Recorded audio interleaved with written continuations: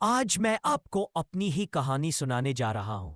वो कहानी जिसके आगे मेरी अपनी जिंदगी फैसला हो गई। वो दिन, वो लम्हा, वो एक फोन कॉल जिसने मेरी दुनिया को उल्टा करके रख दिया। मेरे अपने खून ने, मेरे अपने भाई ने मुझे बेईमानी की हद से भी ज्यादा नीचे गिरा दिया। आप सोचेंगे ये एक गलत फहमी थी? नहीं, ये एक सोचा समझा खिलवाड़ा था, और उसका जवाब भी मैंने सोच समझ कर ही दिया। बस फर्क इतना था, मेरा बदला उससे कई गुना खतरनाक, कई गुना खूबसूरत था। मेरा नाम जयान है।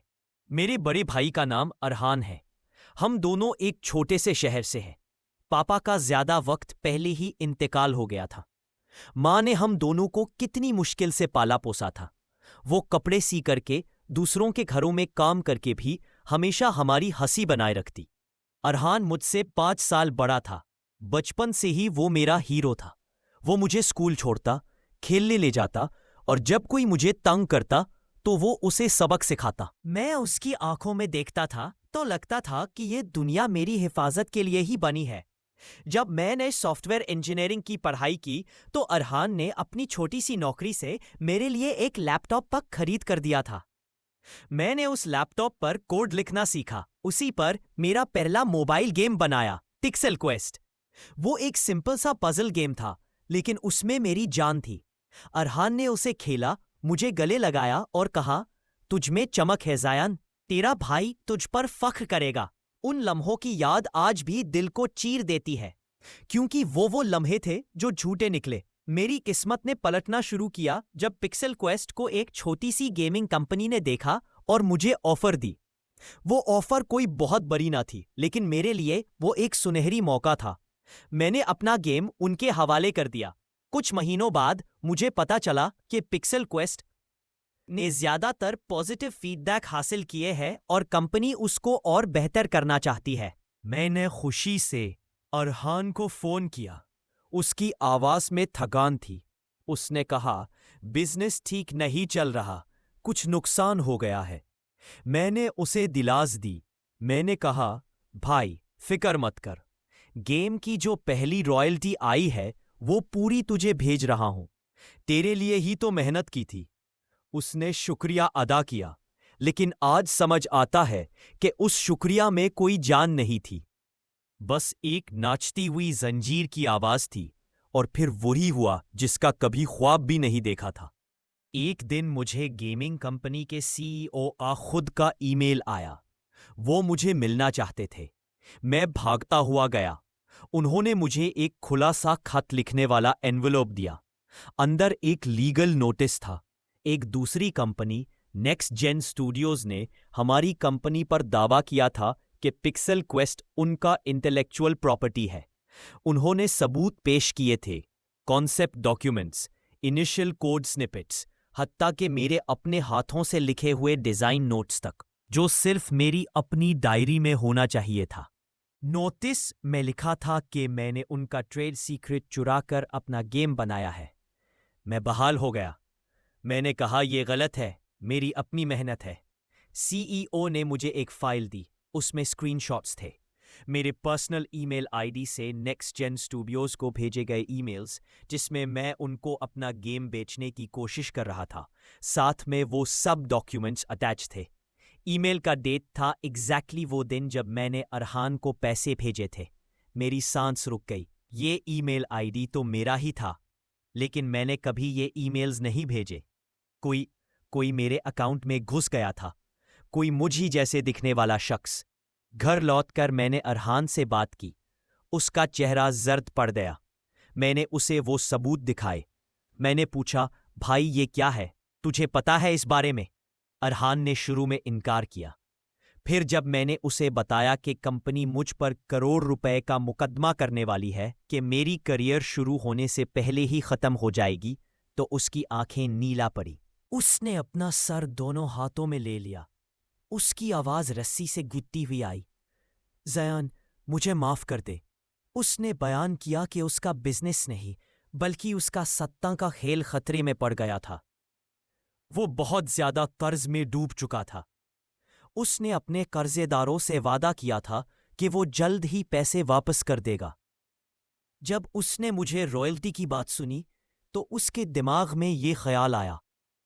उसने मुझसे लैपटॉप उधार लिया था एक दिन के लिए कि उसका अपना रिपेयर हो रहा था।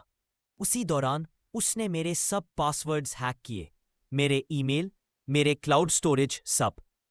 उसने वो डॉक्यूमेंट्स नेक्स्ट जेन स्टूडियोज को भेज दिए, एक फेक ईमेल एड्रेस से बात करते हुए, ताकि वो इस गेम पर दावा करे। उसका प्लान था कि जब हमारी कंपनी मुकदमे के दर से गेम राइट्स बेच देगी तो वो नेक्स्ट जेन के थ्रू अपने हिस्से के पैसे ले लेगा, क्योंकि नेक्स्ट जेन का वो कॉन्टैक्ट शख्स उसी का एक पुराना दोस्त निकला। वो सिर्फ पैसे चाहता था, मेरी इज्जत, मेरा फ्यूचर, मेरी मेहनत। ये सब उसके लिए इस खेल का एक मोहरा थे।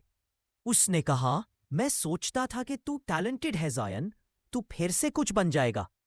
मुझे तो बस इस वक्त की जरूरत थी। उसकी आंखों में जो मुझे बचपन में अपने भाई का प्यार दिखाई देता था, उसकी जगह एक बेरुखी, एक खोखलापन था। मेरे लिए उस दिन दुनिया की सारी रोशनी खत्म हो गई। मां के सामने हम दोनों कुछ नहीं कह सके। वो क्या कहती? उसका बड़ा बेटा उसके छोटे बेटा की जिंदगी खराब करने की सोच रहा था। मैंने खामोशी से अपना सामान बिस्तर पैक किया। मां रो रही थी, लेकिन मैं देख नहीं सकता था। मेरी आंखों में आंसू नहीं, आग थी। मैंने अरहान की तरफ देखा और सिर्फ इतना कहा, अल्लाह तुझे उसी तरह माफ करे जिस तरह तूने मुझसे किया है। अगले 2 साल मेरी जिंदगी दोज़ख थी। कंपनी ने मुकदमा तो नहीं किया, लेकिन गेम के राइट्स उन्होंने नेक्स्ट जेन को बेच दिए। मेरा नाम इंडस्ट्री में एक चोर, एक धोखेबाज के तौर पर मुसल्लत हो गया। मैं छोटी मोटी फ्रीलांसिंग करके गुजारा करता रहा। हर रात जब मैं सोचता तो सिर्फ एक ही चीज सोचता, अरहान। उसकी मुस्कुराती तस्वीर मेरे जहन से नहीं जाती थी। लेकिन धीरे धीरे मेरे अंदर का गुस्सा ठंडा हुआ। एक कैलकुलेशन शुरू हुई। प्यार की जगह एक बेजान बेरहम मंसूबाबंदी ने ले ली। मैंने प्रोग्रामिंग पर अपना पूरा ध्यान लगाया। Hacking, cyber security, data patterns, मैं इन सब में माहिर होने लगा। अरहान अब कहा था, उसने अपना कर्ज तो उतर दिया था। वो एक छोटा सा शोरूम खोलकर कंफर्टेबल लाइफ जीने लगा था। उसकी शादी भी हो गई। मेरे लिए उसका घराना बस एक डेटा पॉइंट था जिसे मैं अपने डेटाबेस में डाल रहा था। मेरा प्लान सिंपल था। उसे वही चीज दोहराना थी जो उसने मुझे दी थी, एक सख्त धोखा। मैंने महीनों तक उसकी डिजिटल लाइफ को स्टडी किया, उसके ऑनलाइन ट्रांजैक्शंस, उसकी सोशल मीडिया हैबिट्स, उसके कॉल्स, सब। मैंने पता लगाया कि वो अब भी जुआ खेलता है, लेकिन चुपके चुपके ऑनलाइन। बिंगो, यही उसका कमजोर पॉइंट था। मैंने एक मुकम्मल फेक ऑनलाइन गैम्बलिंग प्लेटफॉर्म बनाया। ग्राफिक्स, साउंड्स, पेमेंट्स गेटवे, सब कुछ असली लगना चाहिए था। मैंने उस पर बहुत मेहनत की। फिर मैंने उस प्लेटफॉर्म को प्रमोट करना शुरू किया, एग्जैक्टली उन लोगों के लिए जो अरहान जैसी फाइनेंशियल हिस्ट्री रखते हैं। मैंने उस तक इस प्लेटफॉर्म का पहुंच बनाना इंश्योर किया।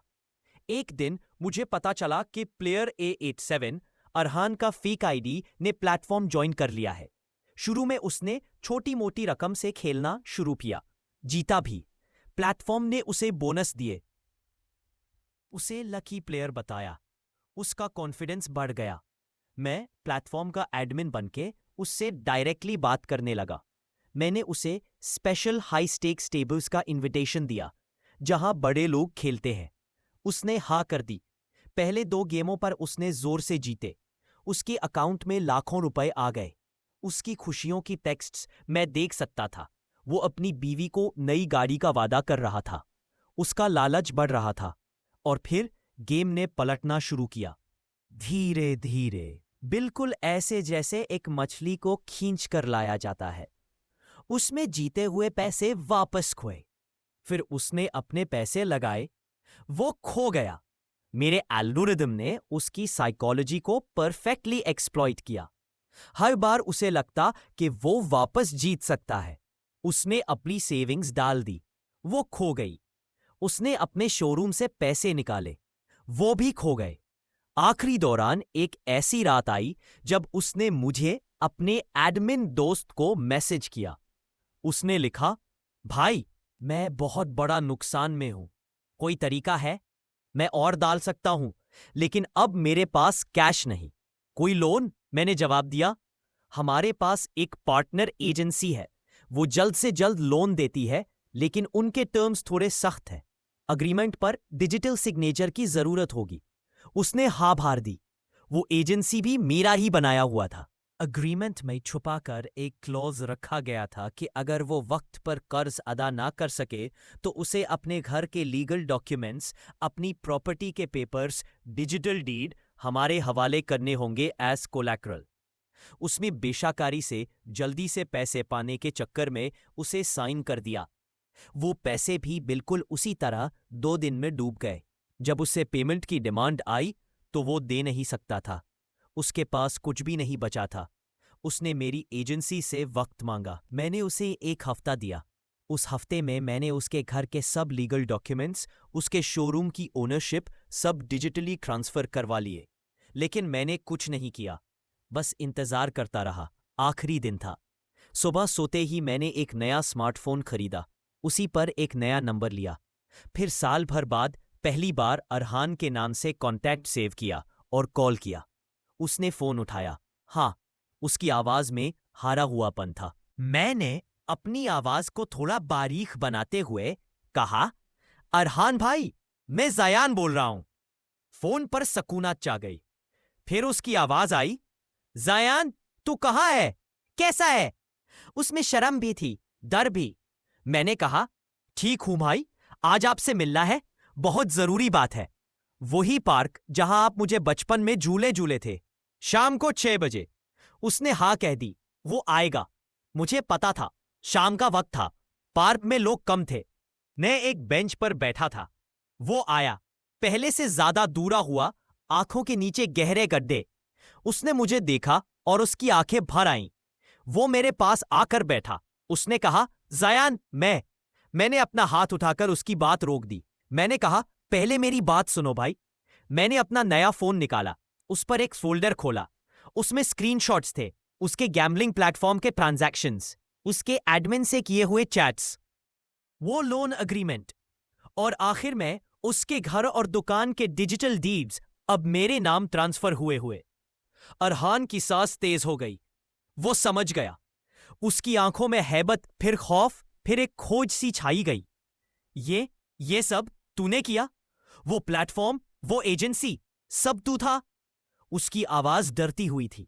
मैंने सिर्फ इतना कहा, हाँ भाई, मैं था, सिर्फ मैं। एग्जैक्टली जिस तरह तुम मुझे धोखा देने के लिए अकेला थे, उसी तरह मैं भी अकेला था। उसने अपना चेहरा हाथों में छुपा लिया। उसके कंधे रोने से हिलने लगे। क्यों ज़यान, क्यों? मुझे तबाह करने के लिए, बदले के लिए? मैंने फोन बंद किया और जेब में रख लिया। मैंने कहा, नहीं भाई, तुम्हें सिखाने के लिए। मैंने उसकी तरफ देखा। तुमने मुझे सिखाया था कि खून भी धोखा दे सकता है। मैंने तुम्हें यह सिखाया है कि जो पत्थर फेंक के वही पत्थरों की बारिश में भीग सकता है। तुम्हारा नुकसान तुम्हारी अपनी कमजोरी, अपने लालच की वजह से हुआ, बिल्कुल जिस तरह मेरा नुकसान मेरी तुम पर भरोसे की वजह से हुआ था। उसने कुछ कहना चाहा, लेकिन मैंने बात जारी रखी। आज सुबह ही मैंने तुम्हारे घर और दुकान के सब डॉक्यूमेंट्स तुम्हारे नाम वापस ट्रांसफर कर दिए हैं। तुम्हारी बीवी का ज्वेलरी का जो सेट तुमने गिरवी रखा था, उसके पैसे भी मैंने चुका दिए हैं। वो तुम्हारे घर पहुंच गया होगा। अरहान ने हैरत से मुझे देखा, जैसे कि वो किसी और ही को देख रहा हो। क्यों? फिर ये सब तमाशा क्यों? मैंने गहरा सांस लिया। क्योंकि भाई, मैं तुम जैसा नहीं हूं। मैंने तुम्हारी तरह अपने भाई को तबाह नहीं करना था। सिर्फ तुम्हें महसूस कराना था कि तुमने क्या किया था। वो दर्द, वो बेबसी, वो एहसास कि दुनिया में तुम अकेला हो, वो महसूस कराना था। और अब तुमने कर लिया है। मैं खड़ा हो गया। पैसे, प्रॉपर्टी, ये सब वापस मिल जाएंगे। लेकिन जिस रिश्ते को तुमने तोड़ा था, वो कभी वापस नहीं आएगा। हम कभी भाई नहीं बन सकते। हम बस 2 अजनबी हैं जो एक माँ के बेटे हैं। यही मेरा बदला है। तुम हमेशा जानते रहोगे कि तुमने क्या खो दिया, और उसके लिए तुम खुद जिम्मेदार हो।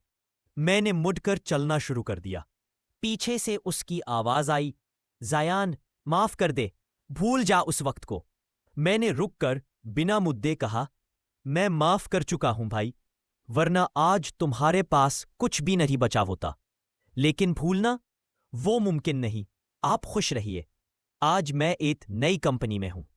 मेरी अपनी एक छोटी सी गेमिंग स्टूडियो है। मेरा नया गेम मार्केट में आने वाला है। उसका नाम है ब्रोकन पिक्सल। इस कहानी का सबक ये नहीं कि बदला लेना सीखो। सबक ये है कि इंसान की कमजोरियां उसे किस हद तक गिरा सकती है। और सबक ये भी है कि असल ताकत उसमें नहीं जो तुम दूसरे को तबाह कर दो। असल ताकत उसमें है कि तुम उस जख्मों के बावजूद खुद को तबाह होने से बचा लो।